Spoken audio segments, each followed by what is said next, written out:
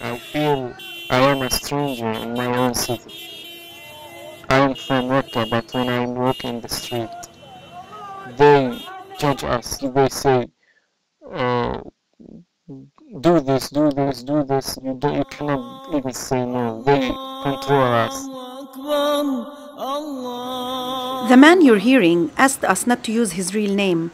He calls himself Abu Ibrahim. He wouldn't appear on camera and asked to have his voice altered to protect his identity. He is an activist who several weeks ago fled his hometown of Rakke in northern Syria. He says his city changed in January 2014 when the terrorist group known as the Islamic State or ISIS took over Rakke and made it their home base.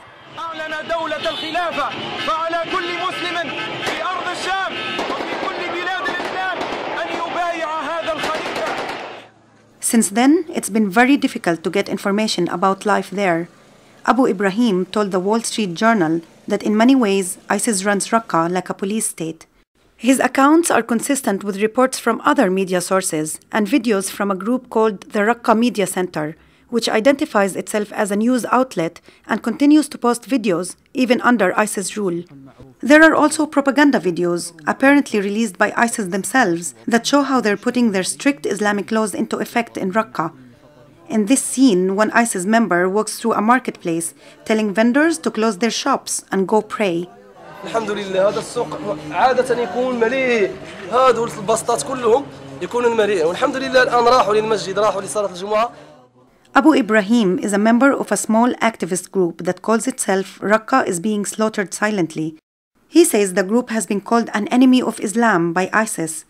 Despite the dangerous possibility of getting caught, he and his fellow activists post news and photos online and say their goal is to show what life is like under ISIS. If we feel from them, they will control us forever, I think.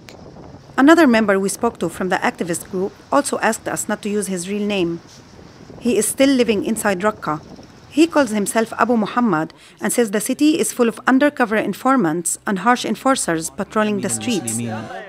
In this ISIS propaganda footage, a member tells a shop owner it's unacceptable to display women's clothes that don't conform to their strict ultra-conservative dress code. هذا عرضه بالداخل اللي تريد تشتري تلبسه الزوجة وكذا ما في مشكلة فاهم تلبسه لكن نعرضه بالشارع هذا ما يصير. The activists we spoke to say ISIS imposes curfews and access to water and electricity is sporadic. Cigarettes and alcohol are banned and burned in public torchings like this. Some ISIS executions happen in public. These onlookers in Rakke watch a graphic scene of a man who's been crucified. In another scene, executioners stand ready.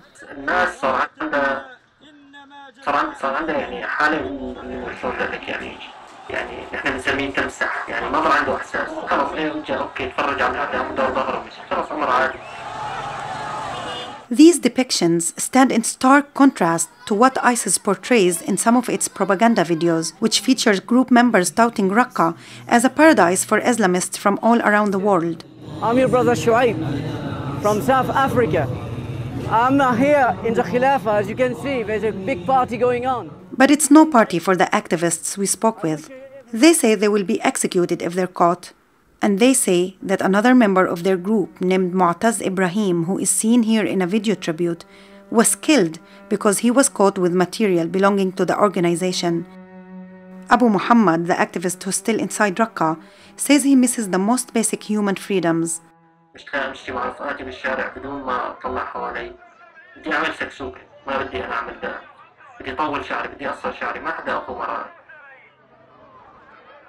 Abu Ibrahim says people in Rakke are even too afraid to speak against ISIS in their own homes. Now ISIS give money for a small boys from 16 to 18. They say, okay, we will give you money, just say it for us who are speaking against us. Like many young Syrians, the activists, who are both in their 20s, were first motivated to drive President Bashar al-Assad from power. They wanted to have their own Arab Spring. Rakke residents cheered after moderate rebels took control of the city in March 2013. But almost a year later, ISIS seized control, and that's when things changed. Some of the buildings they took over are painted black. This is said to be an ISIS police station. The activists say this church was turned into an Islamic center, and ISIS blew this shrine up because it was built for Shiite Muslims and they are Sunnis. The activists told us that they have seen schools and universities shut down, and they say educators were given a list of new rules outlined in this document, which say in part that all music, social studies, and history classes are cancelled. All pictures and phrases that don't fit with the Sharia law should be removed from books. All mentions of Syria should be replaced with the Islamic State. One form of education that still exists happens in mosques, where children are taught about the Quran. And there are also more informal indoctrination sessions that take place in public.